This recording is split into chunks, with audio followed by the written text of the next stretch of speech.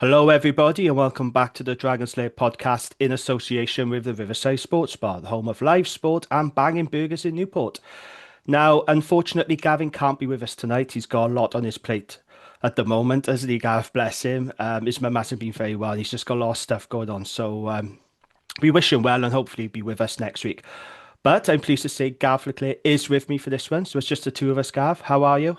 Yeah, all good. Nice to be back watching the Dragons. Did enjoy the Six Nations, but can't beat watching the Dragons, can you? And yeah, no Gav, no party. So hope Gav's family's doing all right, and looking forward to having him back next week, hopefully. Yeah, absolutely. So I'll start by saying thank you for the comments that we've had in our absence. Reese Jenkins got in touch. He said, "Guys, I love the pod. I would really love to meet you guys for a pint or even get involved in the pod." He says, "I'm a Caerphilly boy, but I now live in Swansea, and being a dragon down here is tough, and I can't find many people to talk to or go to the game with." And he says, "Keep going, guys." Well, listen, Reese, you can come down to Rodney Parade. You can go on the terrace, and you make him feel welcome, Gaff. You know, you'll You will be more take him than under his wing. welcome on the terrace, mate. Happy to meet up in the pub for a pint before, as usual. And yeah, on the terrace, look for the stand up for the Men of Gwent sign.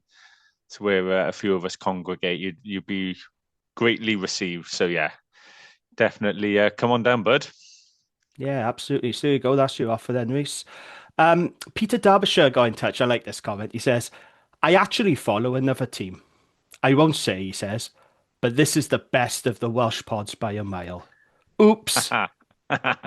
Well, look, Peter, Brilliant. thank you for your kind comments. We know when to blow our own trumpets on this podcast, are we, Gav? But he's absolutely right, isn't he? We are the best of the Welsh pods. Just don't tell the others. But yeah, thank you very much, Peter. We do appreciate you listening to us. Who do you support? Don't be shy. Tell us. We don't care. Unless it's Cardiff, then you'll bug off I then. was But going to say, if he otherwise, doesn't want to tell us, it's definitely Cardiff. Ugh. yeah, it's got a whiff of Cardiff about it, isn't it? In But that case, I'm not surprised he listens to us. Right? Imagine listening to someone drone on about Cardiff all day. Ugh. oh, so I'd rather fucking walk into boring. traffic.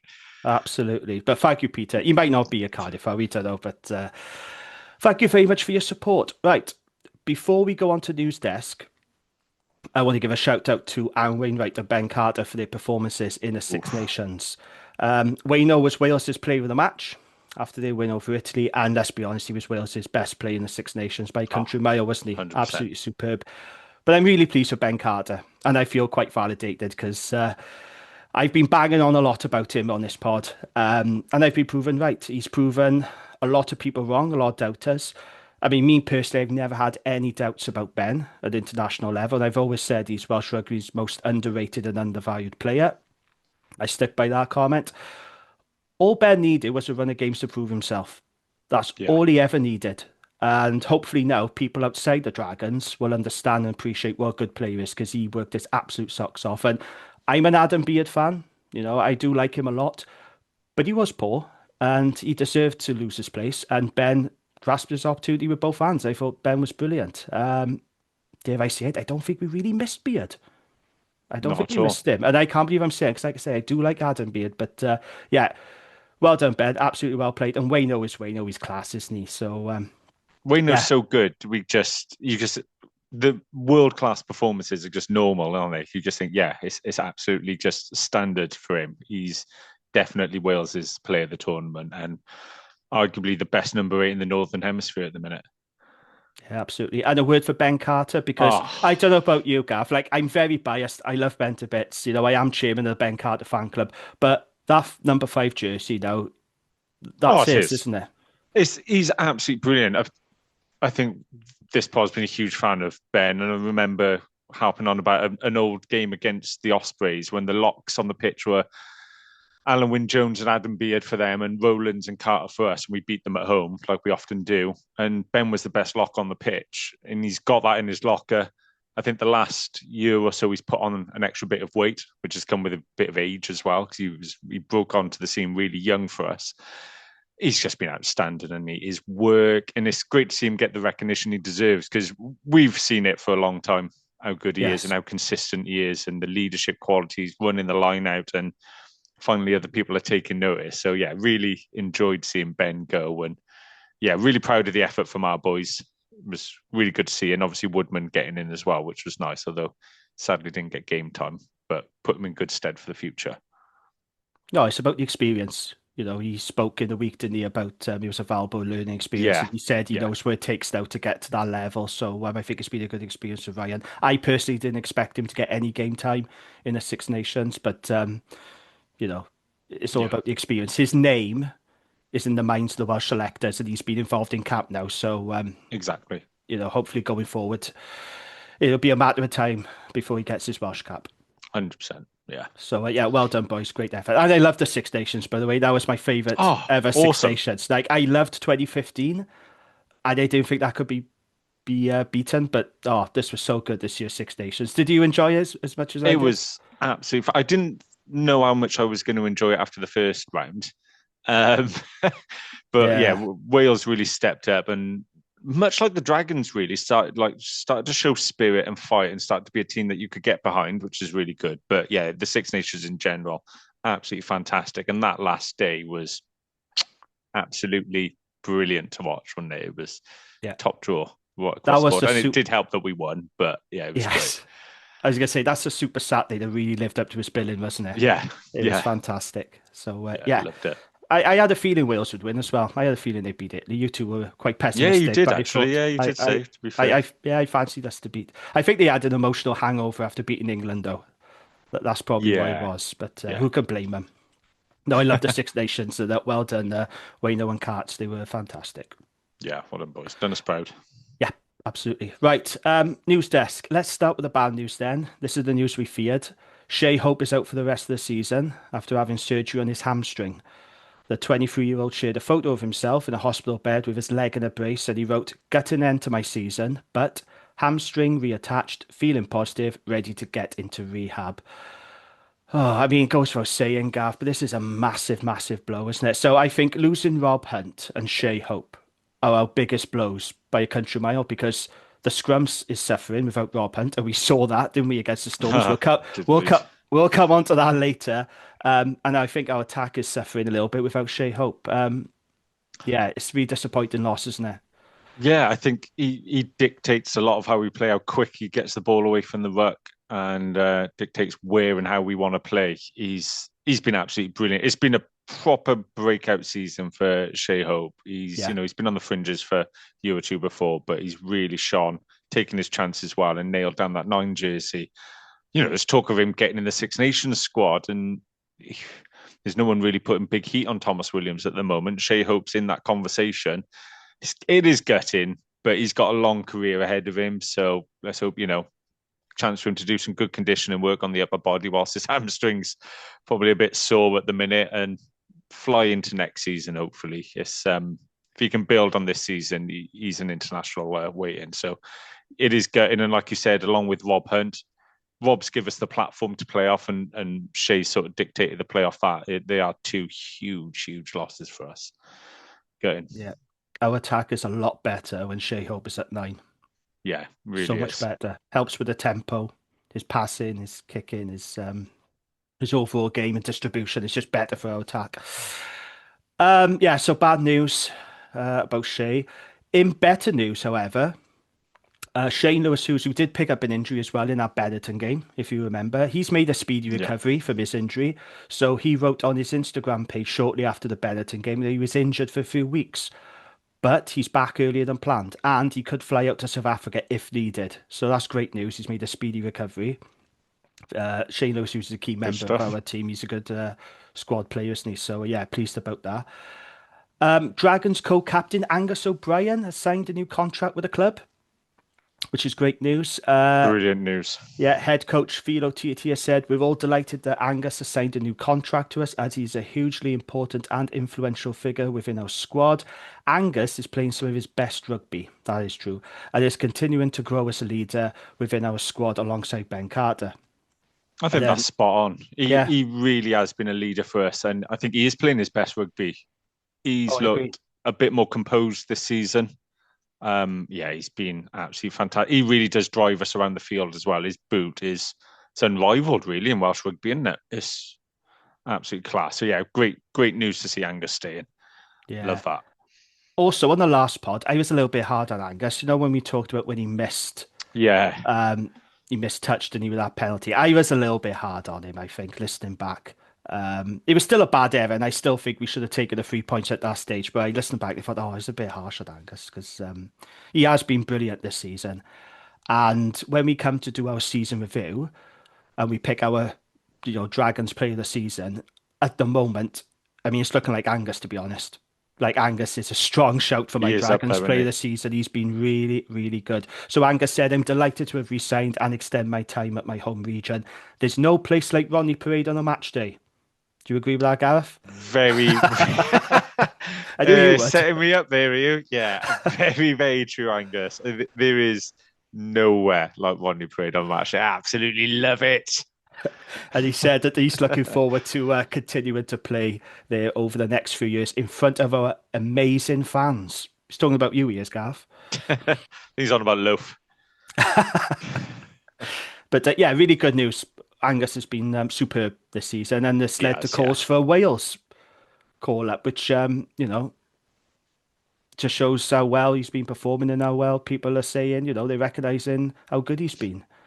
So I'd love to see him get a Wales Cup. I don't think it's going to happen, if I'm honest. I think it's the age is against him, isn't it now? Yeah, that's the For them problem. building. Yeah. But on But form, on yeah, form, he should be in there. Maybe there is a strong argument for Angus to be in the Wales squad on and form. I don't think anyone offers his kicking game as well. And I don't think we've got that in the back three at the minute for Wales. But yeah, all he can keep doing is playing well for us, and fingers crossed for him. Yep, agree. Dragons have a new signing, Gareth. We do. Yeah, so we spoke about him on the last pod. Tutti Frutti. Tonga international winger Anzelo Tuatavuki. I think that's how you pronounce it. So Dale McLeod, who's worked with Tuatavuki at Hawke's Bay and Tonga, of course. This is what he had to say about him. Anzelo is a physical player on both sides of the ball who possesses good footwork and quick turner speed. He also possesses a big left boot and is a good aerial option in attack and defence. And then Tuatavuki said, I'm incredibly proud and grateful for the opportunity to join Dragons, a club with a proud history and passionate supporters. I'm looking forward to meeting the fans, pulling on the Dragons jersey for the first time and giving everything to support my teammates every time I take to the field. The URC, he says, is one of the most competitive leagues in the world. That is true. So I'm excited for the challenge ahead. So we spoke a little bit about this on the last pod, didn't we? Now it's official. What do you make of this signing, Gav? I know we've seen clips, so we have to take that with a pinch of salt, don't we? Given our previous poor recruitment, when we've seen these really good clips of players and they've turned out to be absolute flops. But he looks all right, this guy, doesn't he? He does, yeah. And I think it is a position where we need more strength in depth. I think physically he looks like he's going to be an upgrade, and aerially, hopefully, an upgrade. And interesting that he possesses a big left boot, because at the Q&A, Dale said that was something he identified when he first got to the Dragons, is we haven't really got a left-footed kicking option in our back line. Yeah. Because I think Dale runs the exits as well. And that just gives our play, gives us a different picture that we can kick from, keeps defenses a bit more honest as well. If we've got that option, I do think we possibly lack that on the wing. So yes, I think it's a really good signing, good option. I think hopefully next year we'll have a good bit of competition. I want to see people like Harry Rees-Weldon come back fit, get some SRC games, and then be pushing as well. So yeah, I think that it's definitely a signing that I'm pleased to see. So welcome to the Dragons. Our Tongan contingent now is looking strong. We'll have more than the Scarlets at this rate. Yeah. But no, he looks a decent player. But like I said, I've been burnt in the past by Dragons recruitment, and I'm not going to be burnt again. So the proof is in the pudding, as far as I'm concerned. Yeah, Yes, fair. I will. I will judge him myself when he's in a Dragons jersey. But I like the look of him. He's doing well actually. The Pro D2. And our last signing from Pro D2, Levi Douglas, doing all right, isn't he? He's been a good pickup. Maybe The we should be general. looking at the Pro D2 a bit more. I think. Yeah, It's a good league. It's a certainly. strong competitive league. Yeah, well, people are pretty happy to see Tom Francis back in a Welsh shirt, and he's been living in Pro D2, so And happy he was days. brilliant for Wales in the Six He was very, Nations. very good. Yeah, very Yeah, good. fair play. Oh, wide kill to have Tom Francis at Dragons. Oh, yes. No happening. No, he's going to Sale, isn't he? Yeah. Never mind. Never mind. Right. Gareth, there was a weird rumour about Tina Stabia this week. It It was was. It was brought to my attention in the various WhatsApp chats that I'm involved in about a post on X from the Dummy Switch podcast. This is what they wrote. Okay. Bulls reportedly after Kerwin Bosch. They approached Tina Stabia and he was willing to pay his own transfer fee, but the Dragons refused. Laughing emoji. I mean, I don't know what the laughing emoji is all about. I mean, the club are well within their rights to turn that down, considering he's under contract. But they're saying that the Bulls approached Tina Stabia and he was willing to pay his own transfer fee to get out to the Dragons, but the club refused, right? So I saw this post and straight away I got a strong whiff of bullshit about it. So I thought I need to check this out because it could have been true, but my suspicion was that it probably wasn't. So I contacted the club for a comment, and fair play got a very swift response. This is what they said. They said it's not true. I mean, colour me shocked. It's not true. He was approached by the Bulls. That is true. And Blumberg told you that, Gav, didn't he, when he was He at the did at the Q&A? Q&A, yeah. Yeah. So it's no secret. It is true. The Bulls do want Tina Stabia. And why wouldn't they? Because he's a good player. Yeah. So he was approached by the Bulls, and we said no. No transfer fees were discussed between the clubs.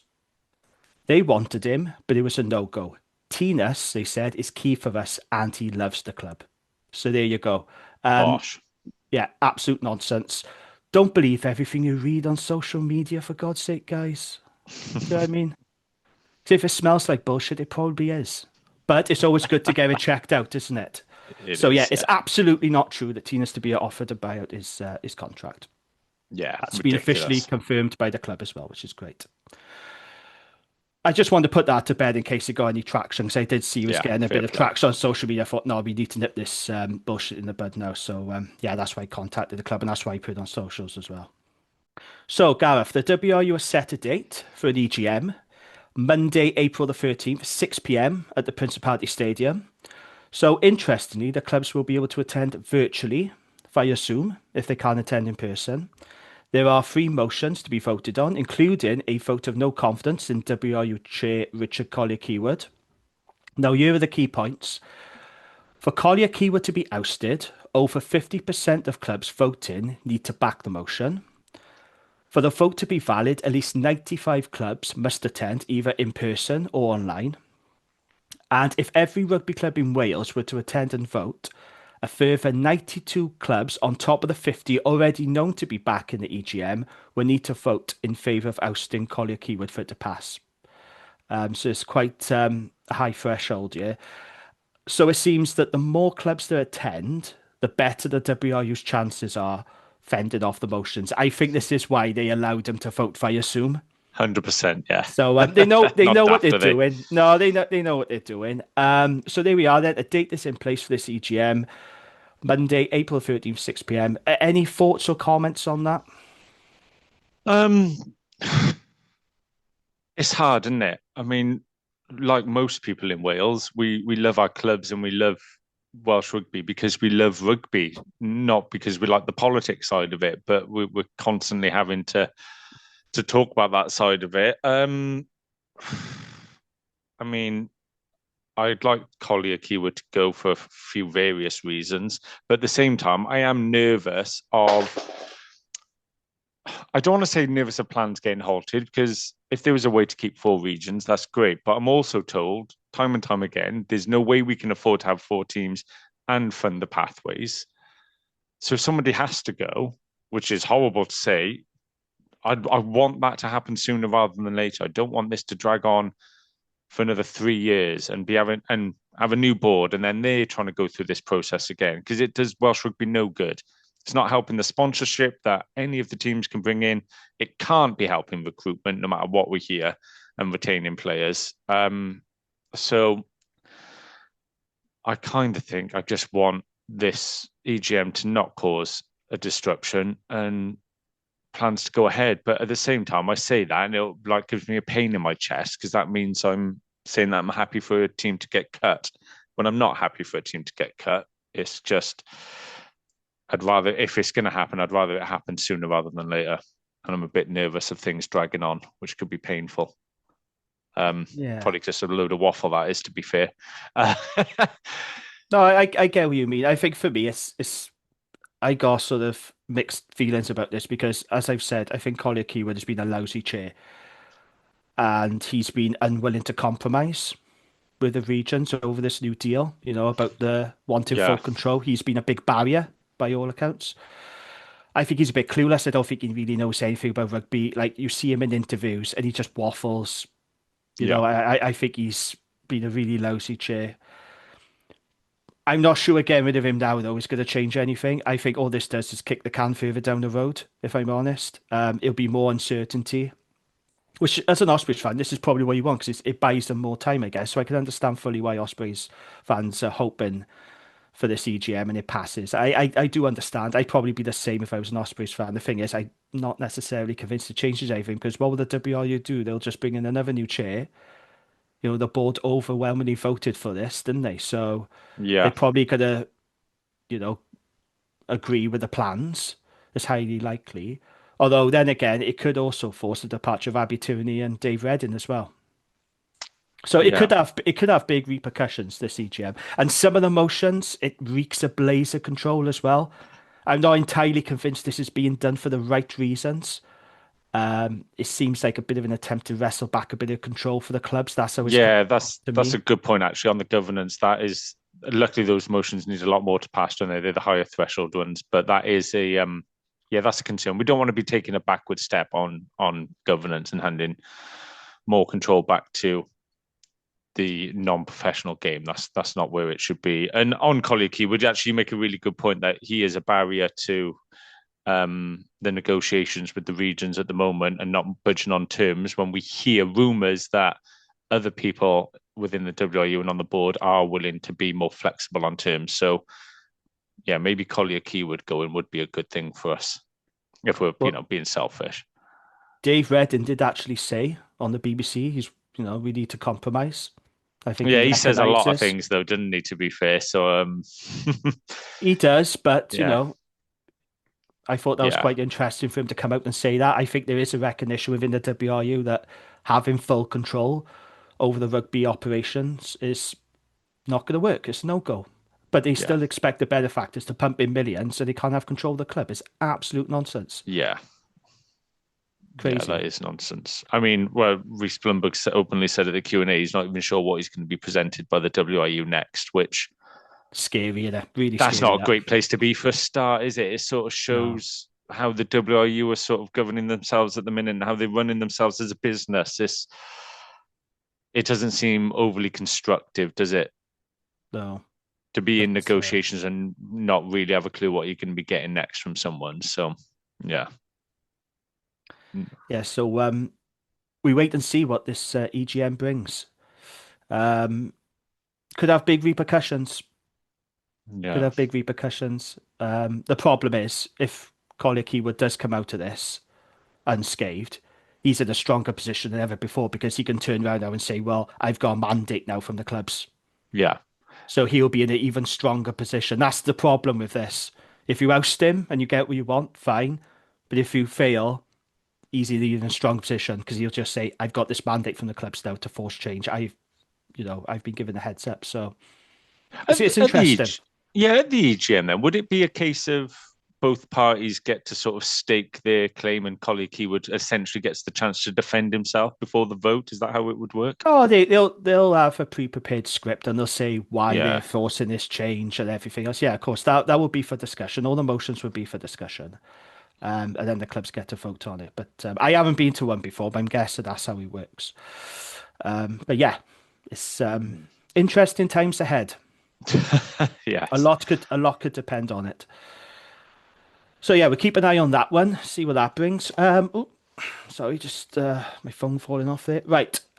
Season memberships. They're on sale now. The Oi, early oi. bird window ends in June. Have you renewed your ticket yet, Gareth? Do you know what? I haven't, but I will be getting it done this month. Yeah, 100%. Be taking advantage of that offer. There's no doubt where I'll be next season on the terrace. Love it. Happy days. The prices are very reasonable. So if you're aged between 17 and 25, you can buy a membership for just 50 quid on the terrace. How good is that? Oof. That is good. That is That's cracking value. that's really good value, isn't it? 50 quid for season for pro That's rugby. unbelievable. Yeah. Yeah. If you're between 70 and 25, then that's a great deal. So the club put out a teaser promo video with a very familiar voice. Mr. Leclerc, yes, we did notice it was your voice on that video. What did you say? Rodney is home and home is family. Um, it's a bit cheesy, but it's a good marketing line, and that'll resonate with some supporters, I'm sure. But yeah, Rodney is home and home is family. It is home on the terrace. It is. That is my home. And we are a family on the terrace. We've been through some times on that terrace, to be fair, but it's a great place to be at the minute. Long may that continue. Oh well, then I'll get involved. This, will we see a clip of you then? Will it be like an interview? Will you be on I don't socials know. There may saying be how a much clip. you love the Dragons and why we should all renew and home There is might family? be. They might have looked at the video and thought that's not a face for clips, so they might knock it on the head. But we'll see. I'm sure I'm in good company from the names that I know they've interviewed as well. So it might be interesting. Watch this Mm, space, I think. yeah. The marketing slogan for the new memberships is interesting. Your region, your club, your home. I thought that sounds familiar. It's very similar to Newport RFC's marketing slogan. Your city, your colours, your club. Oh, Very do they similar share to the same Newport. media team? I don't think so. I don't think so. But I found that quite interesting. But no, like I said, well done on getting involved. Hopefully, we'll hear your voice, maybe see your face in some more promo videos. So yeah, look forward to that. Right, let's look back on what happened on Sunday afternoon then. So Dragons came up against the best team in South Africa, Stormers in Cape Town, and it finished Stormers 29, Dragons 21. So here's the thing. After seeing Cardiff getting battered by the Bulls, Lions ripping Edinburgh to shreds, Sharks decapitating Munster, I was fully prepared to see Dragons getting blown away by the Stormers. Yeah. I thought it was going to be a very, very difficult day because we'd seen the other teams in South Africa take an absolute tune in. And I thought, okay, this is how it's going to go. What actually happened was, despite the fact that our set piece struggled and our scrum was an absolute disaster, we actually saw a very respectable performance and scoreline. And the frustrating part is, we don't have anything to show for our efforts. That's the biggest frustration for me. Um, Gareth, let's be honest about it, right? That was better than expected, wasn't it? Yes, we lost, but the performance, the scoreline, it's very credible, I think. It was. It was. I'd say it's probably been our best performance in South Africa. Um, we were in. Well, actually, we weren't just in a sniff of taking away 2 bonus points, a 4 try and a loser point. We were in the sniff of the game. Yeah. Genuinely, we were. I mean, on 43 minutes, just after half time, the Stormers kicked a long range pen. And on 45 minutes, they attempted another pen. Well, that's just unheard of for us playing away in South Africa. Normally, it's just a rout. It shows the fight that we put in. Again, it's a team that you can really get behind. The effort we're putting in, the fight. We played some smart rugby as well. It was a joy to watch. Rio flying down the wing at times. We looked good. It's just, yeah, set piece. Set piece was the Achilles heel, and the scrum in particular. Uh, they seem to target the tight head Coleman. Super Chrissy Coleman was he Oh, had a bless him. long day. Yeah, He had a very, very tough day at the office, Chris Coleman. Bless him. Yeah. he did. He did. And yeah, I think the scrum it got the Stormers out of jail quite a few times actually. It was causing us a lot of bother and giving them field position, which is really frustrating. But beyond that, we were really good.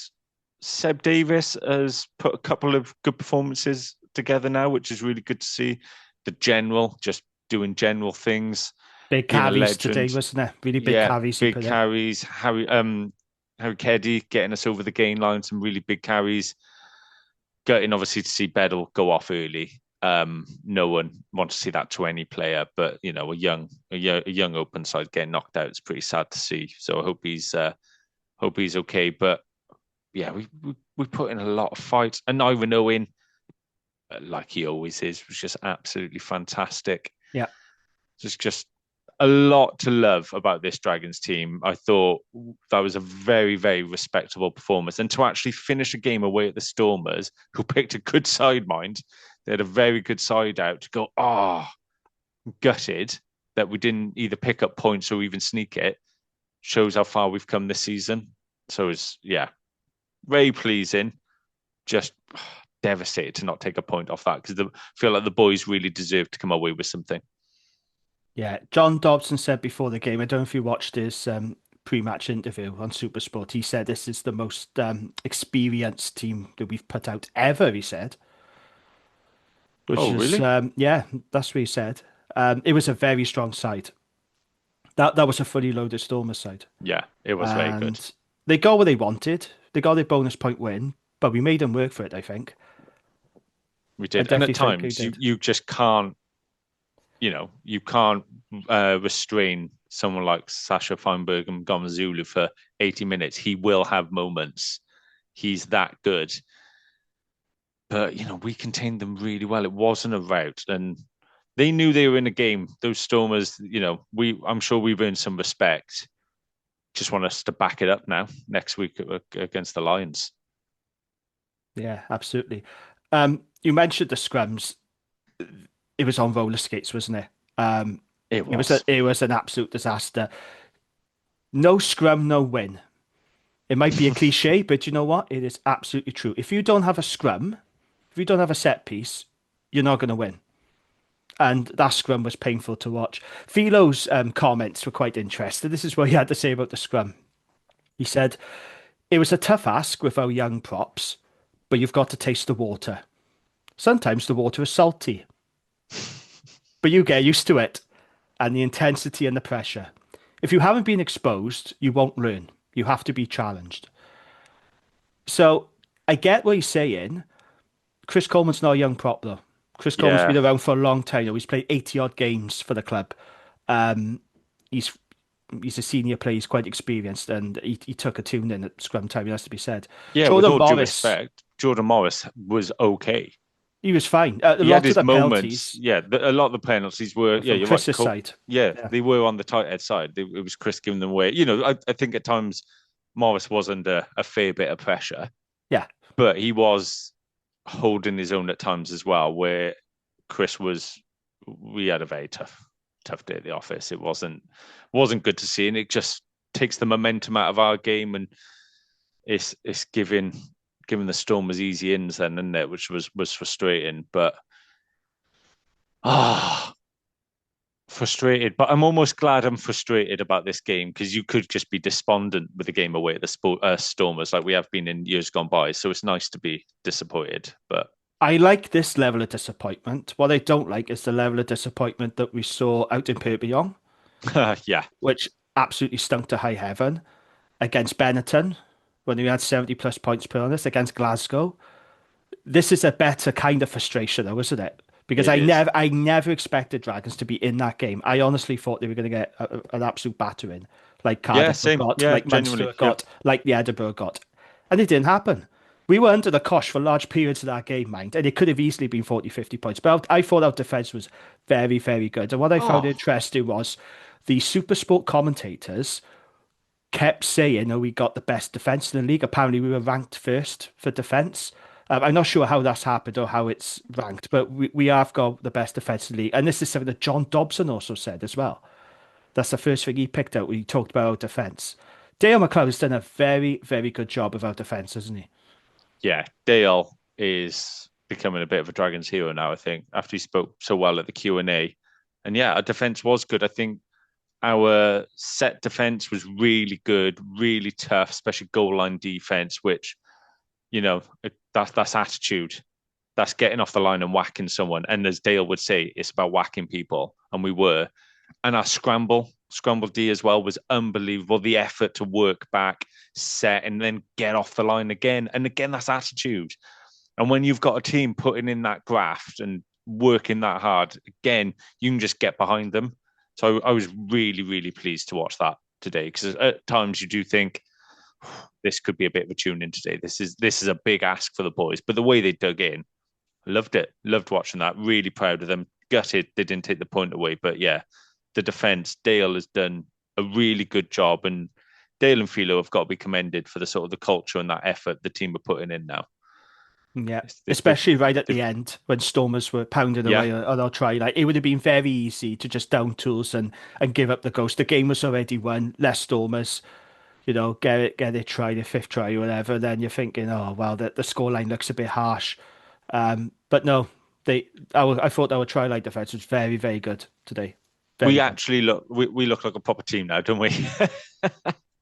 We look Well, good. the league table doesn't show it, and we're going to come on to this a bit later. Oh, That yes. I that's looked that. at that. I was gutted to looking at the league table. Yeah, so the league table doesn't quite show that, but um, yeah, it was. I thought it was a really good performance. It was a dogged performance, very spirited performance.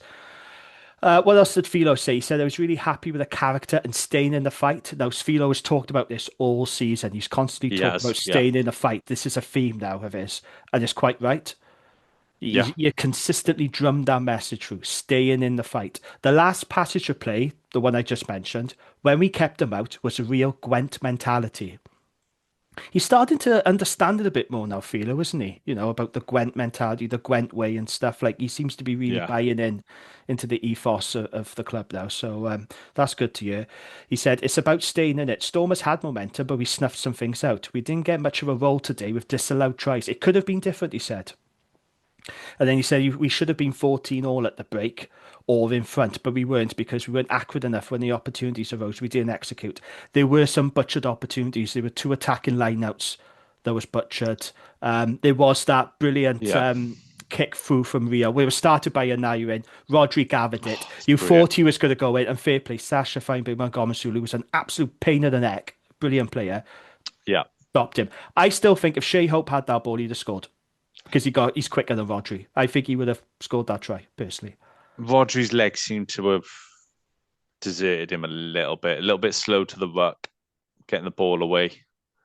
And yeah, that one you do think, could we have finished that off? But great bit of play. It was really nice one. And I think there was another one where Owen put boot down the line as well, didn't it?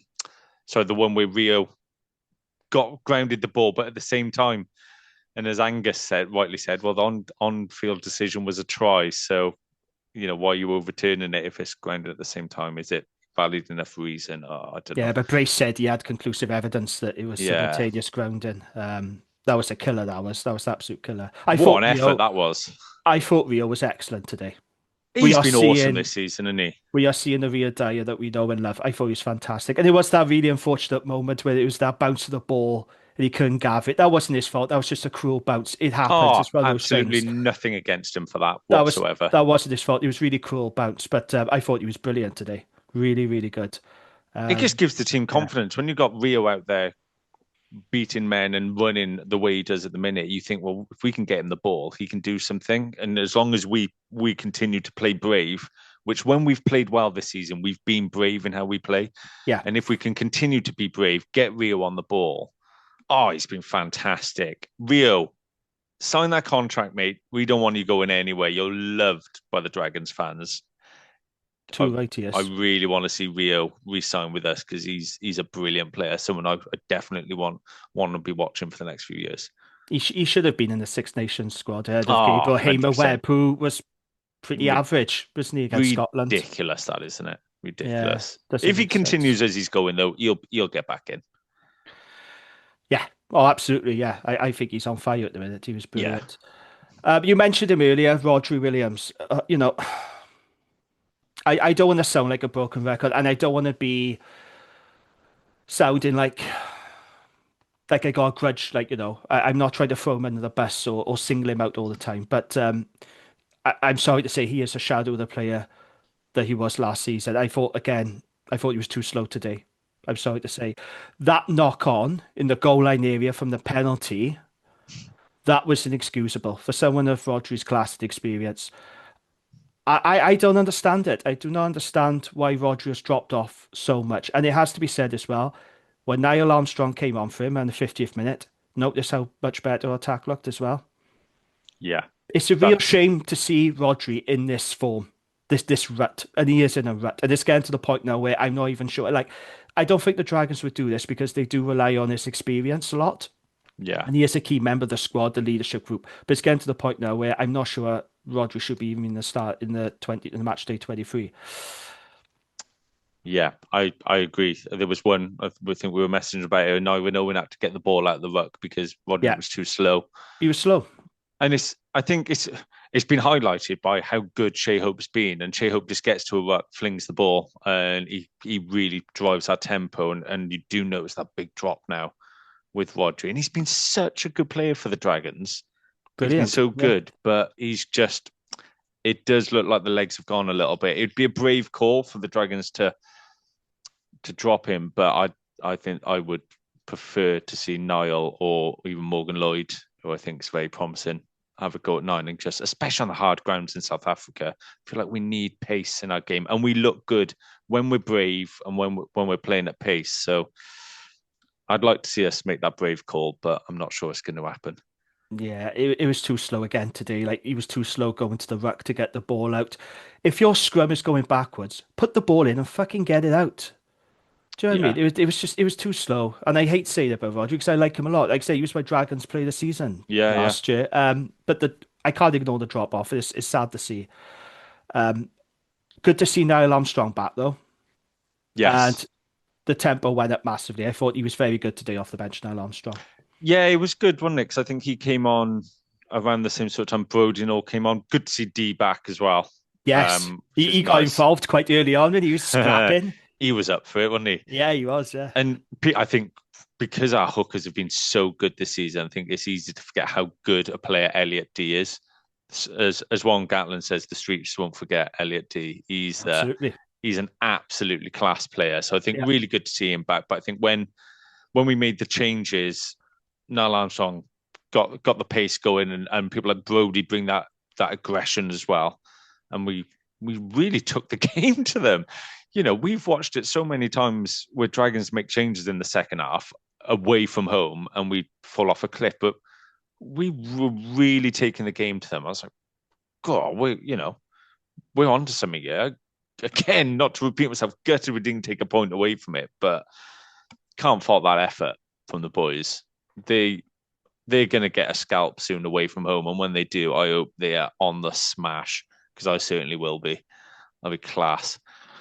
But they're getting closer and closer They even are games. getting Like, close. they could have beaten Cardiff at the Arms Park. They should have beaten Ospreys, but then Yeah, discipline and Munster. tiredness crept in. Munster as well. We're getting closer and closer. Yeah. I would love to see an away win this season though, because it's coming up. Oh, It's 4 years now, and you don't want to drag it on. Like we've got some. I've spoken about this on pods before, but Dragons, unfortunately, they do have very poor unwanted records attached to their name. we do. Yes. And we need to get rid of these monkeys. And the away form in the league is a massive monkey off the back. It needs to be Yeah. got rid of. But we're getting closer. I have a hot take. Well, actually, I don't even know if it is a hot take. So I put this to you, right? If Sasha Feinberg Montgomery wasn't playing for the Stormers, Dragons win that game. Because Oof. he was so influential in everything he did. He He's so good. prevented two Dragons tries, don't forget. There was the tackle on Rodri, we mentioned, and then there Yeah. was the simultaneous grounding, which denied Yeah. Rio a Which was try. unbelievable from both players. They're He so good. is absolute class. And if he wasn't playing, dare I say it, I think Dragons might have won. He was that good. He's that influential. You know what? I think you're right. He is absolute. He's the bollocks, isn't he? He's so good. Well, I think Very, very talented. I messaged in the group before the game saying like I hope when the boys have brought his sister over and shacks up with Feinberg and falls in love and has to come live in Wales and signs for us because he is some player. He's a special talent in there, and he's going to have a good time behind a big South African pack for the rest of his career. So yeah, I think you're right. He was the difference, wasn't he? He Was was. he was he man of the match? I'm guessing he was. I think so, yeah. No, it was Dion Fury, wasn't it? It was Oh, man of was the that? match, yeah. He's 39 now, I think, as well. Dear me. Yeah. I thought he was fantastic, and he's a very, very talented player. Yeah, And he yeah, was a pest definitely. today. He was an absolute pest. And if he wasn't playing, who knows? Could have been a Makes different it look a result. bit easy, doesn't he? He's just, The best players do. yeah, The best yeah, players always do. But also, shout out to Harry Bedell. So he got stretchered off the field. He took a blow to the head. But the Dragons have posted on the socials he's up and about, which is very, yes. very positive. Good So news. I think, I don't know how long Harry will be out, maybe a couple of weeks now. Concussion protocols and all this. I'm not sure. But good news is he's okay because that was a nasty blow to the. He was Yeah, it tackling was. low, wasn't it? And it was just a neat. It was just one of those things. Yeah.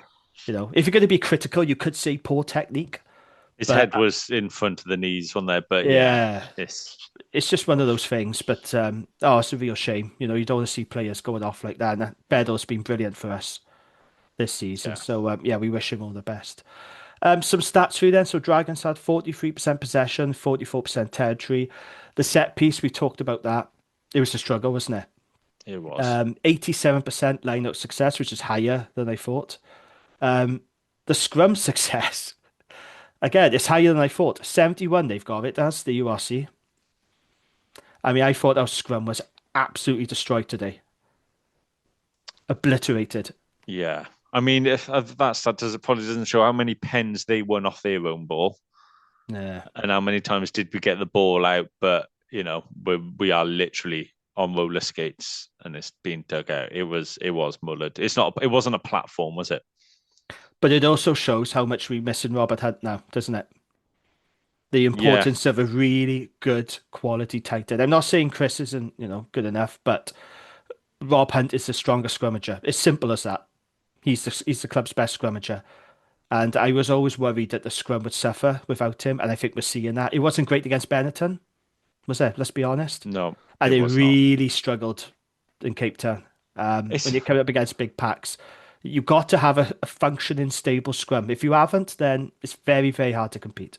Yeah, and the talk of, it's that time of year, who we're going to sign, and we get excited. Another tight head, please, because it just shows you. Yeah, you're right. If you don't have a scrum, thing is with Rob Hunt, he's our best scrummager. He's also our best tight head in the loose as well. Yeah, it's very good.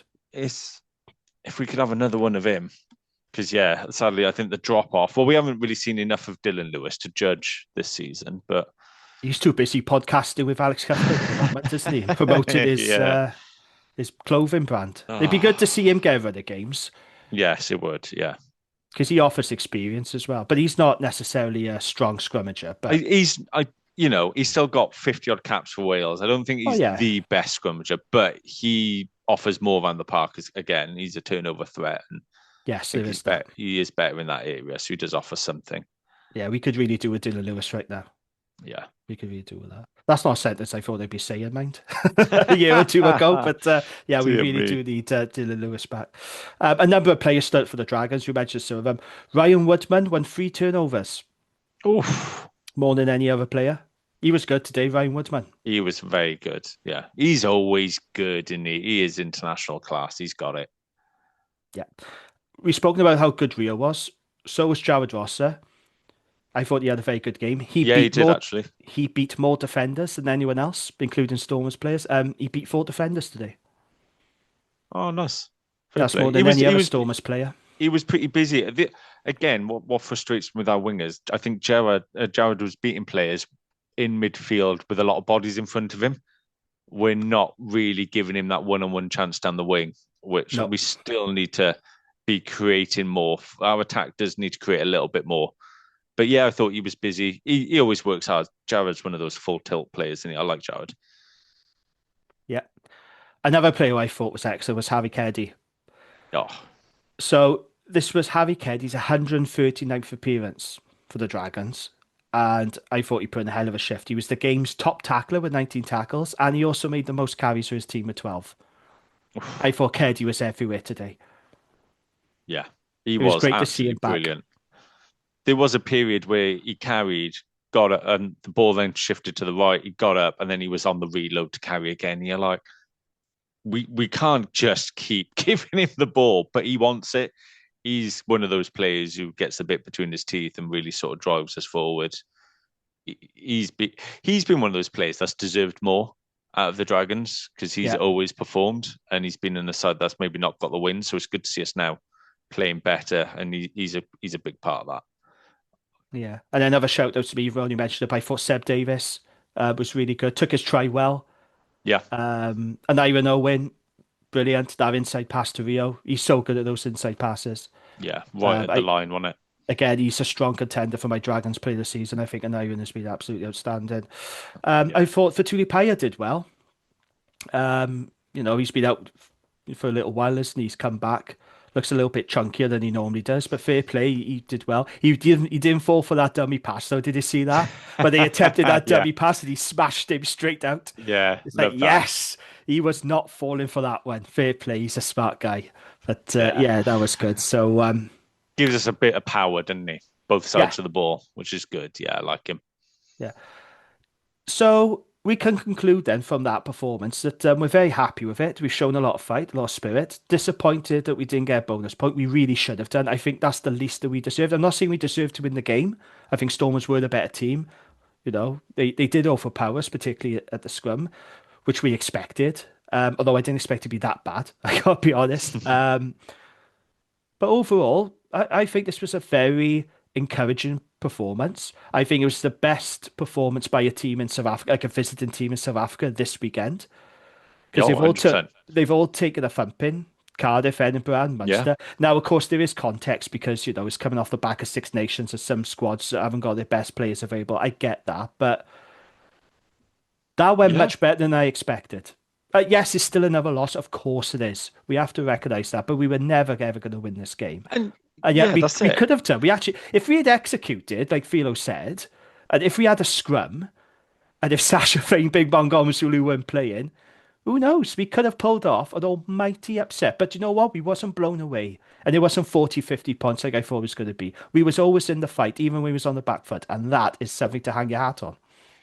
Exactly. And you just think where we've come from, this time last season, we get smashed Oh, by the Stormers. it'd be 50, 60 points easy, wouldn't it, Yeah. this time last season? So it's really good to see. So where we've come from, it's a vast improvement. And like we said, it's something we can get behind, something we just need to build on it now. Yeah, 6 day turnaround though to Lions, which is tough. Yeah, but we should have been pretty fresh going into this as well, mind, shouldn't we? In Mm. reality. So I'm hoping it's not gonna have the huge bearing. It's the conditions, isn't it? The altitude and all this. So it does make it very difficult, I think, doing a 6 day tour of South Africa. But we'll come on to that later. Because I think that, well, there definitely will be some changes, I think, for the Lions game. Yeah. So we'll debate that. Any further thoughts or comments on this match before we move on, Gareth? No, all good. Good stuff. Okay, so just a reminder, if you enjoy the pod and you like what you're hearing, please leave us a nice review. 5 stars on Apple or Spotify. They'll get you a shout out, we promise. And if you watch this on YouTube, like the video, please. It does help us a lot. Like the video and have a look at the pop-up shop at the bottom of the screen. If you click on that, you'll see some merchandise for sale. We got t-shirts, hoodies, mugs. So if you fancy getting your hands on any of that, then just click the link on the video. It would be much appreciated. Now, because Gavin's not with us this week, there's no Gwent Rugby Roundup. I just haven't had time to do it, and it's Gavin's baby, so I tend not to touch it. However, I will read out some results, so think of this as a mini Gwent Rugby Roundup. So, if we start in the Super Rugby Cymru, there was a Gwent derby between Ebbw and Newport up in Eugene Cross Park, and it finished Ebbw 17, Newport 44. I did not see that scoreline coming. That's a big win for the Black and Ambers against the league leaders. And Newport now win the SRC Challenger Shield. Do you know Newport are holding 3 pieces of silverware now? So league, SRC Cup, and now the Challenger Shield. Which, given the start of the season, the wretched start where they lost, what was it, their first 5, 6 games? They had a wretched start this season, Newport did, didn't they? They are Yeah. doing really, really well. And Good it's stuff. great to see. Yeah, Gav won't be happy with that, obviously, but that's a No. big win. I haven't seen anything of the game. I haven't seen any highlights, but it does seem discipline was an issue for the Steelmen. There was a yellow card for Ebbw scrum half Rory Harries, and then they had a red card shown to centre Ethan Phillips. Doesn't really help things, does it? No. And Joe Franchi took a knock and went to hospital as well. But I understand he's on the mend now. I saw something from friend of pod Rob Reese about he's doing okay, so that's good to hear as well. But yeah, disappointing result for the Steelmen and a very good one for the Black and Ambers. Pontypool, their disappointing season continues. What on earth is going on at Pontypool? They got thumped at home 2052 to Cardiff. Very Oh, disappointing result. There were 7 Dragons boys in that Pontypool team as well, which is quite yeah. worrying. That's quite worrying. They're having a lot of Dragons players and they're having a terrible season. Yeah, very disappointing result for Pula, who are propping up the table now. Although, to be fair, Cardiff are in very good form. I think they've won 6 games on the bounce now. So they're hitting form at the right time. They're a good team and they Cardiff at this level. So in terms of the table, Ebervale remain top. They're on 71 points. So they're still in a strong position, in fairness, Ebervale. They're 9 points ahead now with second place Cardiff. Newport are in fourth. Then you got Pontypool, sadly, rock bottom on 19 points. So that's very disappointing for Pula. Like I said, I don't know what's gone wrong there, but they're having a very disappointing season. In the Celtic Challenge semi-final, Gwalia Lightning unfortunately lost to Clovers 35-29 at the Dexcom Stadium. Clovers will now face Wolfhounds in the final after they beat Brithion Thunder 36-10. So that's disappointing. It would be nice to have an all-Welsh final in that one, or even to see Gwalia Lightning make the final. But unfortunately, nope, we're not going to get that.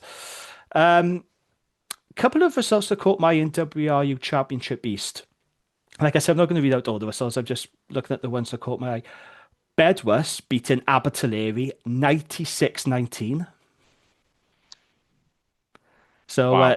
that's you listen to the Rap, don't we? This is part of the Rap Network, of course. Regular listeners will know that Dan from Rap, that's his team, that's the team he coaches. He's made his excuses. He said that they rested players, they weren't targeting it. Well, clearly not, because they've got 96 points per on them. But yeah, it's a battering. There's no doubt about it. But it's a tough step up. In fairness, my former club NSD, they had a tune in as well. They lost 71-12 away to Glamorgan Wanderers, which isn't much of a surprise, to be honest. It's just a difference in quality, really. They're struggling as well, the D's, unfortunately. But yeah, those 2 results caught my eye. Also, I caught some grassroots rugby on Saturday, Gareth. I went to Lanwern High School to watch a proper old school Newport derby between, wait for this, Hartridge and Betis. Oh, I flinched you just saying the names. And yes, it was as rough as it sounds. It was a feisty game. It really was. It won't surprise you to know this, but it was a feisty game. There were a couple of scraps going on. We did get a couple of punch-ups, including Hartridge fighting their own players. They were actually fighting amongst themselves, which I haven't seen on a rugby field before. Like, I've seen Oh, players have dear arguments and me. disagreements, but no. Yeah, a couple of Hartridge boys were actually scrapping it out on the field, which was quite funny. So the score finished Hartridge 14, Betis 39. Well-deserved win for Betis. I think they were 22-0 up at half-time. They overpowered Hartridge, which is mad to say, because Hartridge, as you know, they're a very physical team, aren't they? Yeah, I've had a few shoe-ins off them, so yeah. Oh yeah, they're hardest nails the Hartridge lot. But in fairness, it was much better second half from Hartridge, but they did concede some soft tries and they did butcher a number of opportunities, unfortunately. But like I said, much better second half, and yeah, Betis with a better team, so well played to Betis. I want to give a shout out now, if I may, to a friend of the family, so John Kavanagh. John has played for Hartridge for a number of years now, and after the game, he shaved his head to raise money for 2 local causes. So he's raising money for Spencer Boys Juniors Football Club, and he's raising money for Knights Girls Rugby Club. And so far, John has raised over 1,500 quid. So yeah, great effort, John. Well done, mate. He braved the shave. The amount of hair that come off his head was unreal. You should have seen it. It was like we were shearing a sheep. It was just absolutely ridiculous. And I know it's Mrs. Stacey's not so keen, but you know what? John looks better with a shaved head. I'm going to say it, John. You look better with a shaved head, mate. It suits you. It really does suit you. But fair play, you know, he's raised a few quid there for 2 Yeah, good local stuff. community teams. So well done, John. And he had a good game as well. He's a good scrummager, John, and he made some big carries. So yeah, I just wanted to give him a shout out there because he's done a good thing. And like I said, I think the shaved head suits him. So yeah, well done, John. Right, got some updates for you regarding the Dragons official supporters club. So the Scarlet's trip. They say our second bus to West Wales is filling up fast. They have just 23 match day packages remaining. That's unusual, mind for the Dragons supporters club to put on 2 buses. Normally it's just one, so it shows there's After the demand. demand after the Ospreys game, yeah. Yeah, there's good demand there. So this includes your return coach travel and match ticket for the final regular URC game of the season. Let's get this bus full and give a certain legendary player the massive send-off they deserve. They'd hope about Wayno, wouldn't they? It'd I be think Wayno. It so. will. It'd be Wayno's last game for the club, the Park Oh, don't. I Scarlets. think that hurts a little bit. You might have to come along to this one, Gareth. Yeah, maybe. If you want to book it, you got to visit the DOSC website and use the drop-down box to secure your spot. There's an end of season event on May the 8th. So they said after the incredible success of our Six Nations Super Saturday, they said the free curry and poppadoms went down the treat. Yes, things always taste nicer when they're free, don't they? We're doing it all over again, they say. Join us on May the 8th to recreate that amazing atmosphere. £15 per person. They say bookings for this event are not via the website. Please check other social media posts for specific booking instructions. And then they talk about the All Stars. So the All Stars are back in action after a narrow defeat away to Worcester. The All Stars are back in action this weekend. Location Ebbw The date this Saturday, kick-off 2 p.m. Come along and show your support. All are welcome. And then they ask, can you wish our very own Christian Hyde's guide dog a long and happy retirement? Yes, happy retirement. I think the dog's name is Rossi, if I remember correctly. I might have got that wrong, but I'm pretty sure it's Rossi. Happy retirement. There we go. Right. Cracking. What are we going to do now? I tell you what, let's... Right, before we move on to the Lions, let's answer this question that was put to us. Because I said to you earlier, we got a question to answer. Harry Nelson got in touch. Thank you for getting in touch, Harry. So this is what he's asking, Gareth, right? Would love to hear you guys do a league prediction from post Six Nations. 6 games to go, 5 now, and a third of this league left, right? Ooh. So I went Ooh. I went back and I listened to our season preview pod. You know the one we did with Ryan Price? Yes. Because I couldn't, well, I knew my prediction, but I wanted to hear what everyone else's. So I couldn't quite remember all our predictions. So me and Gavin said Dragons will finish 15th, which is where we are now. Can you remember where you said the Dragons would finish? 13th? Yes, that's correct. You said 13th, and then our guest Ryan said 14th.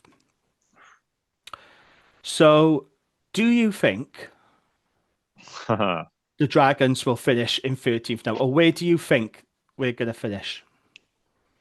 Just right. I'm looking at the table live now. I haven't thought about this. I've sprung this on you. I didn't tell you about it. Do you know what though? 2 of the teams now. So it's Zebra Dragons, then Scarlets in 14th, Edinburgh in 13th. We play all 3 of those teams around us.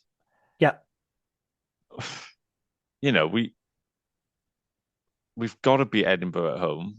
We've got to beat Zebra away. Yeah, why not? I'll stick to our guns. We can get to 13th because I believe that we're gonna, not to jump ahead, but beat the Lions, beat Zebra, beat Edinburgh. We'll be clear of the Scarlets by then on the last game and hopefully go and trounce them lot as well. Let's do the double over the Turks. Whoa, that'd be nice, wouldn't it? Smash them with Ronnie Parade. Let's smash them with Park Scarlets. I would love that. So yeah, 13th, we're very balanced on this podcast, aren't we? We're very balanced. This is why so many other listeners of other clubs listen to us, because we're just very balanced with our parts in at all. So there was an article that Chris Kerwin, remember Chris Kerwin, used to be at the. Hang on. Are you sticking with your prediction? I'm going to come on to. Oh, sorry. I'm going to come to this now. So, Chris Kerwin, friend of the pod, used to work for the Argus. He wrote an article on the BBC Sports website about what each Welsh region has left to play for, and there was a. Have you read it? Yes. Yeah. So there was a section about the Dragons and Scarlets, and the headline was, "Who will avoid the Welsh wooden spoon?" Now, I didn't realise there was such a thing as a Welsh wooden spoon, but okay, whatever. Chris talks about it being an encouraging campaign for the Dragons, especially after how terrible last season was. But he also says this, and I quote, "The Dragons' win column is still disappointing, with just 2 bonus point successes against Connacht and Scarlets, but they have drawn 3 fixtures that could have been won with late kicks. The clear target," he says, "is to avoid being Wales's worst side for the first time since 2020. I think that's a very fair point to make, and both things can be true at the same time. Yes, we have shown massive improvement in our performances in particular, but 2 wins, it's not great, is it? And we're in the bottom 2 now, so you know we're still a bottom 2 team with 2 wins.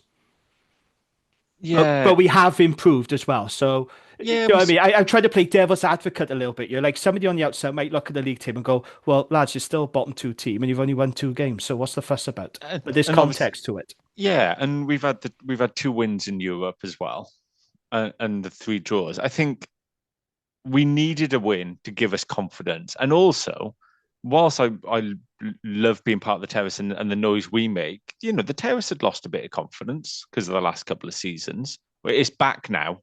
And from the off, we're Yeah. on it. But at the beginning of the season, were we getting the team over the line with that extra percent? Probably not. We're now, I feel like if we could replay those games from the beginning of the season, I think we go and win them because we've got more confidence as a side. So it doesn't tell the full story. We've made, I would actually say, big strides this season, really big strides this season, despite the league table. And I'm confident we will pick up a few more wins and finish 13th. Granted, it's still not pretty viewing to look at it and see us in 15th at the moment.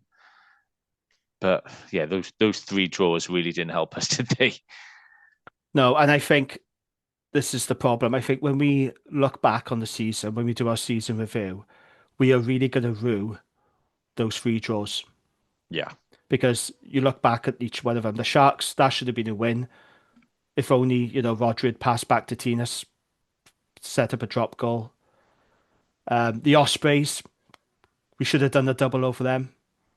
Okay, yeah, we wasn't the best team when we played them at Rodney. We was better than them at Bridgend, but we still lost. But at Rodney Parade, we was our Ospreys were the better team than us, but we stuck in the fight. But then De Beer misses those kicks.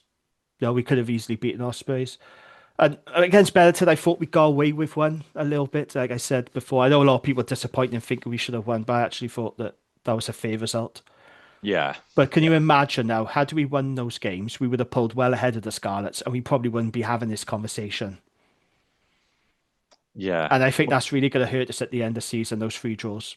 Well, if we had won 2 out of those 3 draws, we would now be in 13th ahead of Edinburgh and the Scarlets. So we'd only need 2 of the 3 Yeah. to have got But us over the now, line. but now Scarlets are 1 point ahead of us. And they were always going to beat Zebra by a bonus point. And they Yeah, rush back their Rush internationals because they're desperate. yeah. They were desperate. So they rushed back. I don't blame them. I would have done the same. Chris also writes this, though, in his column. He said, Dragons have been the lowest Welsh side in 17 of 22 seasons. I mean, that's pretty damning. It's Tells the not great. story. It's not great, but, there's context around that, about us having the lowest budget and everything else. Yeah, exactly. So you got to have, have context with that, with the fund and everything. He says, Scarlets have only finished bottom Welsh region once back in 2010. And who was the coach on that occasion? Nigel Davis. Nigel Davis, who is now Scarlet's interim director of rugby. Brilliant. Will history repeat itself? I hope so. It's an interesting fact, though, isn't it? It is an interesting one. Yeah. It'd be a shame, wouldn't it? Because, everyone loves the Scarlets. Yeah.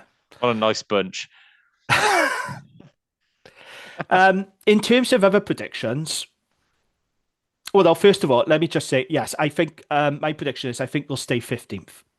Oh, I what? think I think that's where we'll stay. I do. I'm sorry, but I do. Really? Yeah, I think we'll finish 15th. Do you know what? No, 13th. I think we stay 15th, and I think the Scarlets will finish above us again, unfortunately. That's my prediction. Hope I'm wrong. Hope I'm wrong. Hope so.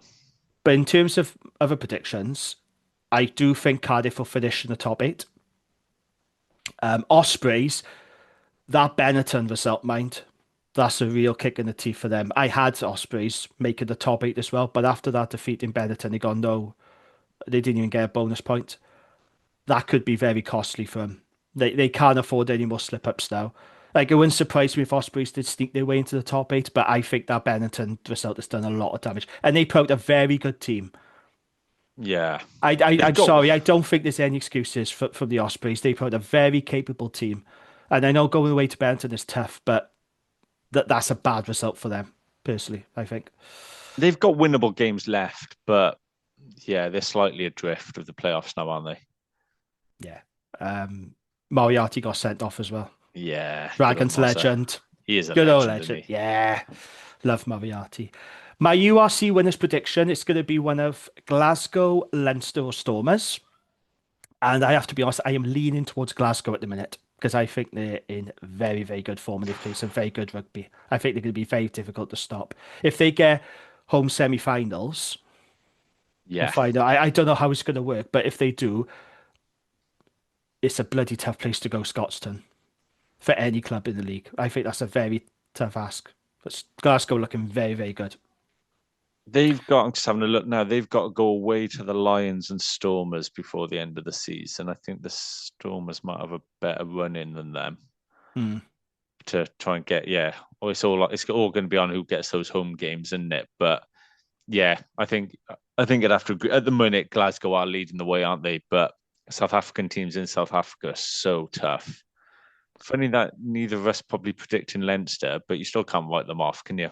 Oh, like I said, I think it's going to be one of Glasgow, Leinster, or Stormers for me. But at the moment, I'm leaning towards Glasgow. Yeah. Ulster up in third. They've had a very good season. They had a disappointing result against Connacht on the weekend, but they got a lot of injuries now, and I think that's going to hurt them. Yeah. It's They've got a long injury list now. I think I'd agree with you though. I think Cardiff will make it as well in the top eight. I know they've got a tough run in, but they've still got winnable games. They've They got the have. Scarlets and the Ospreys to play. They could win both of them. In terms of us and the Scarlets and this battle to avoid the Welsh wooden spoon, as per that BBC article, I'm going to read you the remaining games now of both teams. And I think Dragons have got a better run in. So this is who we've got left, okay? Lions away. That's a win. Which, do you know what? It's actually, after that performance against the Stormers, it gives you a bit of hope now. It gives you a bit of hope. We'll come on to it later. Bulls home. Hmm. Zebra away. Win, Edinburgh home. win, Scarlets away. win. Okay. This is Scarlets' remaining URC fixtures. They got Leinster away. Lose. Cardiff home. Oh Bulls God, home. could they both lose that? Yeah, unfortunately not. Bulls, they got the Bulls at home. Then they got Ospreys away. And then they got us at home.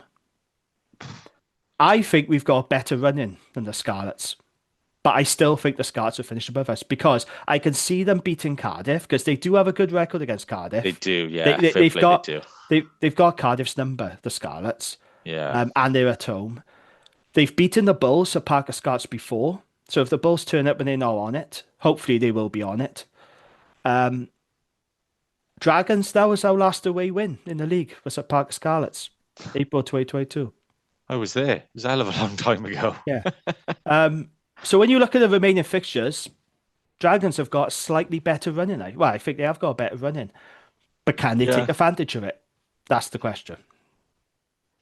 So we'll wait and see. So you think we will finish above the Scarlets? And Yeah, I think the way we have got some hard games. I don't think we shouldn't get despondent about losing games like today. And oh no, no, we've got a few tough games coming up. Like we've got, another game in South Africa now. Then we've got Stade Francais away, and then we've got the Bulls home. yeah, That is a tough run of games. And yes, whilst I think we can win this weekend coming, and we can win other games, I'm not going to lose my head over losses there. But I think the other games are definitely winnable, provided we get a bit more luck on the injury front because we're yeah. starting to suffer a little bit, aren't we? our injury list isn't as bad as previous seasons, and it's No, certainly it's not as not. bad when you compare it to clubs like Ulster, Munster, Connacht now have got a very lengthy Yeah, injury list as well. There are clubs in a far worse position than us, although granted, I would argue they got slightly stronger squad depth. You make a good point though. We shouldn't dwell on defeats in South Africa, right? Because let's be honest, it's highly unlikely we're going to win those games. There are far more important and winnable games coming up. And those last three away games in the URC, Zebra away, Edinburgh home, Scarlets away. Those are key. yeah, And Dragons can win all those games. Those are three very winnable games. We're not going to beat the Bulls at home. We're not. That's not being negative. We're just not. They're too powerful. And we've seen how our scrum goes, right? But if we avoid any more injuries, Zebra, Edinburgh, Scarlets are very winnable games. Those yeah, three games are key for me. yeah, So 100%. we'll see. We'll see how it goes. But yeah, it's an interesting battle, isn't it? Like I said, I wish we'd pulled further ahead of the Scarlets so we didn't have this conversation because it would be nice not to Yeah, finish bottom Welsh region yet again. But yeah, we'll see. I'm hopeful. I'm hopeful. Right. So next up, we are playing the Lions, or the correct title, because they got a new sponsor now, Gareth. They are the Fidelity Secure Drive Lions.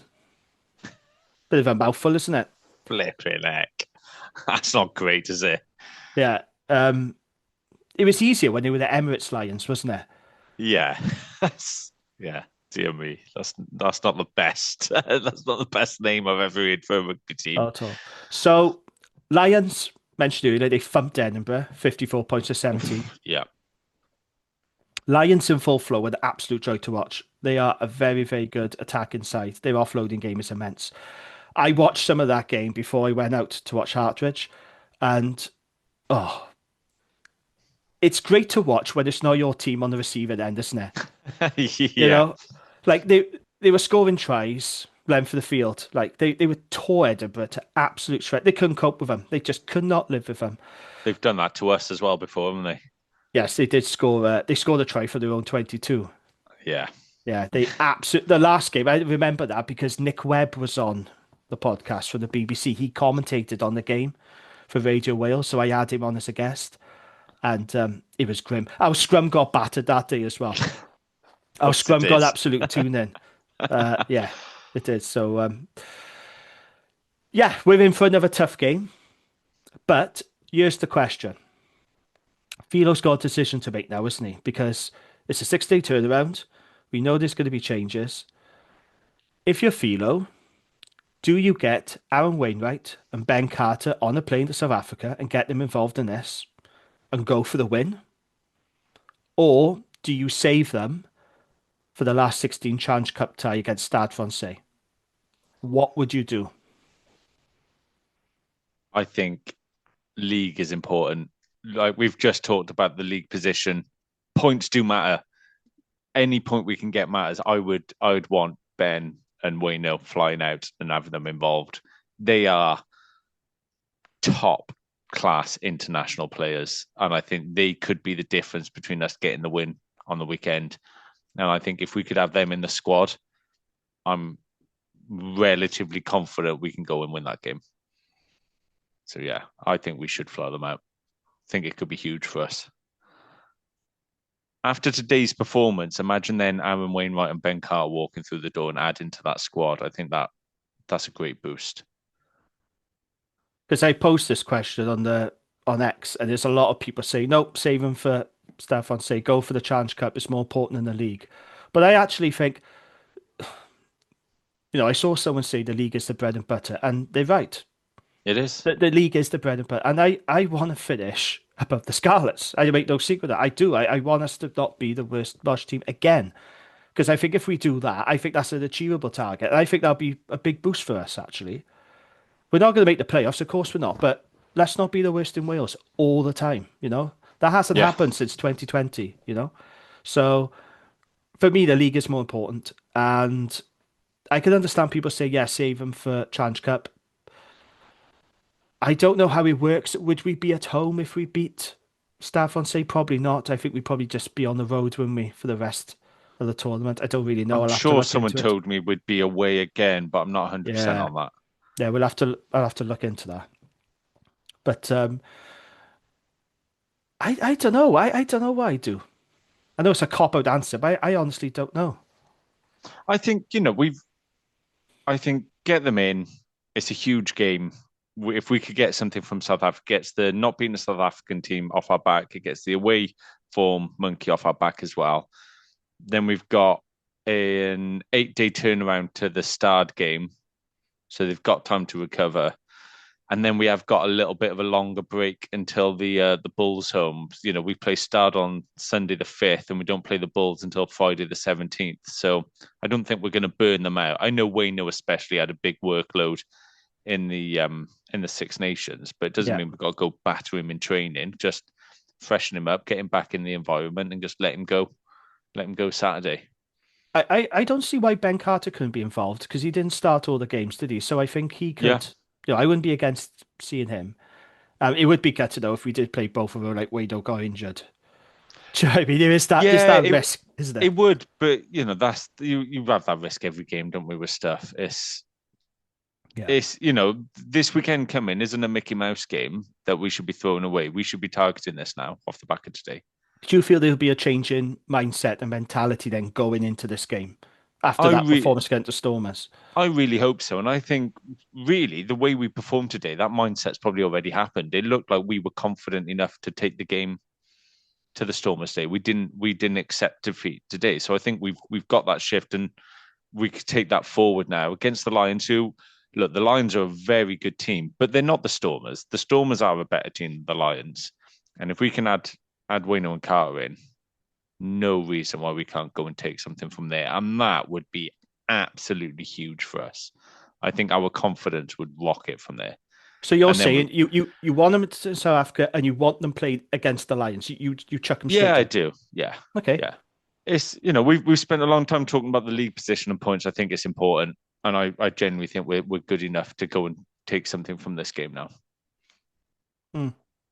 I mean, when you put it like that, I think, yeah, why not?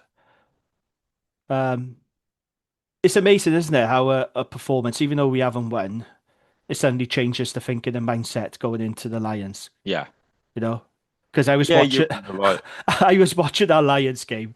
I was watching them cut Edinburgh to shreds and thinking, oh shit, and now we got to play this slot now after we Yeah, get battered by the Stormers. Now we haven't been battered by the Stormers. We've been a very competitive performance. And now suddenly I'm thinking, this feels like a winnable game. But yeah, it's the hope that kills you. That's yeah. the pod motto. We all think of this, and then the Lions will probably put No, 50 points you're on us. spot But you on. know what I mean. If we were smashed today, I probably would say just leave them at home. Don't worry about it. Yeah. But that's if you want to win games, you need to pick your best players, and you need to go in there with that mentality of we need to realize it is important. Too often in the past, we discarded away games as not being important. They are Mm. important. I want to pick up points. This is why we're 15th in the league. We haven't picked up enough away from home as well. So Mm. yeah, come on, boys, we can do it. I think we've got it in us to go and get that win, and I genuinely think that will be absolutely massive. I'm going to watch it at home. I don't know what I'll do if we get a win in South Africa. That would be brilliant, wouldn't it? That would be a huge monkey off the back. It would be, yeah, colossal. Yeah. Yeah. And let us know in the comment section on YouTube what Dragons should do. Should they play Wayno and Carts, or should we rest them for staff on say? Let us know on our socials as well. Get in touch. What would you do? Because it's an interesting debate. Because some people are saying, yeah, play him, and others are saying, no, save him. Save him for Europe. Everyone But who's bought tickets to Paris definitely wants them yes, saved, don't they? yeah. Right then, before we wrap up, let's give our predictions. I'm feeling a lot more hopeful now after watching that Stormers game. But like I said, it's hope that kills you with our lot. Go on then, guys. Give us your prediction. Dragons by 8.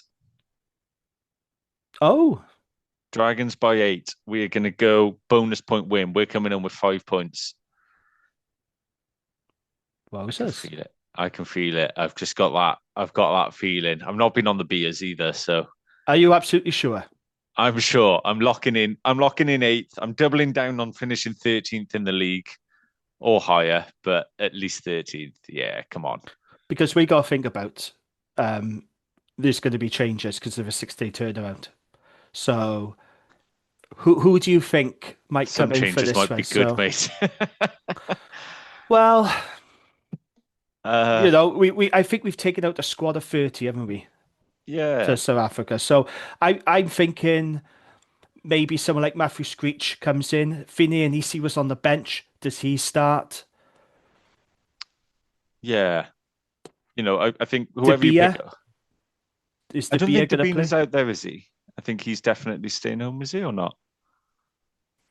Oh yeah, he might Yeah, I give think this De one a Beer's out miss. out for the tour. I do think I like Angus at 15. It is a tough one then at who you pick at 10, and without Tinas. Um, I wouldn't like to see Kai Evans at 10, I'll be honest. But then you'd have to, I mean, it's a huge gamble. And he went okay up in Glasgow, but you're looking at Jack Lloyd. yeah, and again, you think you're giving a young lad a chance away in Glasgow and then away at the Lions. You're like, you're probably not really how you want to ease a youngster into the 10 seat, because they are big asks. So maybe you do stick with Angus at 10. But yeah, I'd bring a Nisi in. I'd make a change at 9 and have Armstrong. I Obviously, think I would, yeah. if possible, I'd have Carter and Wainwright. But if Shane Lewis Hughes is out there as well, obviously Thomas Young to start at 7, What about unless Rodrigo Martinez? Because I didn't see his name on the injury list. Are they saving him? I think they're saving certain players for this Lions game, haven't yeah, they? that would be good. I think he's actually gone about his business quite well at the back end of the season. Um, so yeah, he could come in. I mean, we haven't got any options really at tight head, have we? It'd be a massive ask for one of the youngsters to step in for Chris. There is one thing we could do. We could have. They won't do this, the Dragons. And it would show a lack of faith in Chris after a very tough game. But what they could do is you could have Wyn Jones covering tight head because he can Yeah, play at tight head. You could have Wyn Jones at tight head and then Chris on the bench and then bring in Martinez to start and have like Morris on the bench. They yeah. won't do that, the Dragons. I don't think they will. But that is one option. You could have. I don't like the idea of props, changing position. It's like No, Brock Harris could do it seamlessly, couldn't he? And to be fair, yeah, Lloyd Fairbrother as well. He yeah. could he could play on both sides of the scrum. It's not an easy thing to do, but that is one option where you could have Wyn Jones at tight head. Yeah, I'm not a huge No, fan of that. they won't do it, but I'm just saying that is one option if you But want. if you're the Lions, you look at that game, you just go, right, well, we'll just absolutely smash the Dragons scrum But and this play is off the what I'm back of worried that. about. That's the scrum after today. Like, as much as I am pleased with that performance, that scrum, that's going to give me nightmares tonight. It was awful. Yeah, that is tough. And They've Anisi got as to make well. changes. Anisi coming in, like you mentioned, would be good. I think he's been one of our best backs. But where does he fit in? Do you pop him on the wing Yep. where he started? And now that we do play a bit more expansive, hopefully he does get more ball than he did when he was there at the beginning of the season. But he's been great in the centre. But Pay's got the power, which I think we definitely need as well. So there's good options. Like you said, Screech in the second row, was happy with how the second rows went, but that could freshen it up. I'd probably start Win Jones this week. Yeah. Hmm. You could And have that Harry Ackerman and give an Irwin a bit of a breather. oh, I think the thing thing is, you is, you want to rest these players, but I feel like an Iron Owen's so integral to everything we that's the do. problem. Yeah, that's it.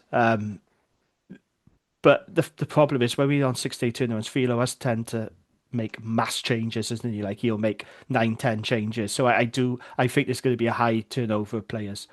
I think as I'd like to know as well, like does the 6-day turnaround have as big an impact on them being fresh to play, or does it just mean training? You don't do as much in training. Like you can recover for a 6-day turnaround, surely, but is I it think just we won't that's get as much done in the week? It's got to be a lighter load, or what? that is a question for a coach to answer. Yeah, If we true. if we if we had a coach on you, whether it be Dale McLeod, Matt O'Brien, or any of the Dragons coaches, Sam Hobbs, that's a question to put to them.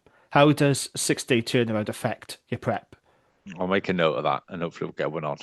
Yeah, that's a good question, but you're asking the wrong person Yeah, because I'm not a coach. I'm not on the because I profile. think I don't if we know. can just give some of these players a light week and essentially spend it on tour, and we on a jolly, and I'd be just freshen them very up. I would be very interested though to see the team because I think there's going to be a lot of changes. And then afterwards, you might think, "Oh, I'm not sure about if we could win this now." And Can like I you said, imagine if we can get Wayno back in? We pick a back row, Woodman, Wayno, and Keddy. Oh, we are flying into them. well, we know Bedell won't be involved either. No, no, Thomas definitely Young, won't. Thomas Young, though he did come on early. He played a lot of that game. He did all right, Thomas Young as Do you well. know what? Thomas Young's had a good game because Harry Bedell's been amazing, and Thomas Young's he has struggled with injuries this season, hasn't he? Let's be honest.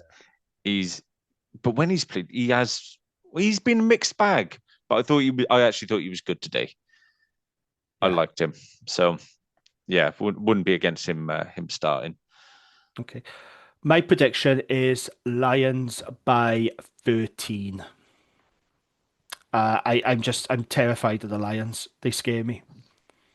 I find the Lions more daunting than if we played Bulls or Sharks or Stormers because they're just so terrifying with ball in hand and they can score from absolutely anywhere. That's what scares me. And like if your discipline is off, which it was for the first half of the Dragons, we did suffer from poor Yeah. discipline. They will punish you. They will punish you for it. If you kick loosely, they'll run it back and they will punish you for it. And I'm just worried about our scrum as well. I can't get that scrum out of my head what I saw today. I just can't. Like I said, it'll It give me was nightmares. It was it bad. was really bad. And, It I was don't want to really put it bad. all on Chris Coleman. I think that the collective scrum as a whole, oh man, you can't win games when the scrum's going backwards like that. And I think No. that's got to be addressed in camp this week. Something's got to be done about that. And the tight head prop position, I knew we'd suffer when Hunt was gone, but yeah, it's really worrying, Yeah. really really worrying. Please come back soon, Dylan Lewis. Yeah. Stop pissing about with Cuthbert on podcasts and get your calf sorted and come into camp, please. We need you. Okay, yeah. So I got in for the Lions by 30. I think it'll be another good performance, but I just, like I said, the Lions terrify me. They're so good. They're an absolute joy to watch. So yeah, fingers crossed. Though I'm a lot more positive after watching that Stormers performance. So we can but hope. It's a big ask, isn't it? It's a massive ask. It's never easy to win in South Africa, is it? It's a No, and ridiculously hard league. I know so many. There's a lot of criticism around the URC, and I get it. It is a ridiculous league. It is silly that you have to go to South Africa, Italy. It is a mishmash. I get it. And when you actually explain to people who aren't rugby fans, they don't get it. They don't understand why we're yeah, playing South Africa. Honestly, you try explaining it to someone who doesn't follow rugby, and you want to see the look on their face. They just don't understand this league. And it is messy. It's very, very messy. And the officiating is shite. Let's be honest. This league is yeah. really let down by poor officiating. But the quality of this league is right up there. I think this is the best, the most competitive league. It's When I say unbelievable. best, I mean like the quality of the teams. Yeah, The English Prem might be a better product, a more entertaining product, but I think the URC teams, they're all competitive. yeah. Zebra, it's such a tough league. You got to go to some really hard places to win games, haven't you? Oh, yeah. It's such a tough league. So if you There's get no a win in South gimmies at Africa, all, fair is there? play. No, Absolutely no gimmies. it used to be us at one point, I was but going to say, people would be fed up that we're getting better now. They're like, oh, shit, there's a gimme gone. it is honestly whatever people want to say about the URC, you cannot deny it is not a competitive league because it really, really is. It's ultra Yeah, competitive, and you have to go on some very, very difficult away trips. yeah. So yeah, okay. I think we'll wrap it up there. I thought it'd be a bit shorter tonight with just the two of us. It hasn't turned out that way at all, has it? But we've been off for a while, so we had a lot to talk about. But yeah, Gareth, thank you as always. Hopefully, Gareth will be back. Gavin, sorry, will be back. Yeah, he's got a lot on his plate at the moment, bless him. So hopefully he'll be back soon. Thank you to our friends at Riverside Sports Bar for their continued support of the podcast. And thank you all for listening. I will speak to you again very soon. Up the dragons. Up the dragons. Up the dragons.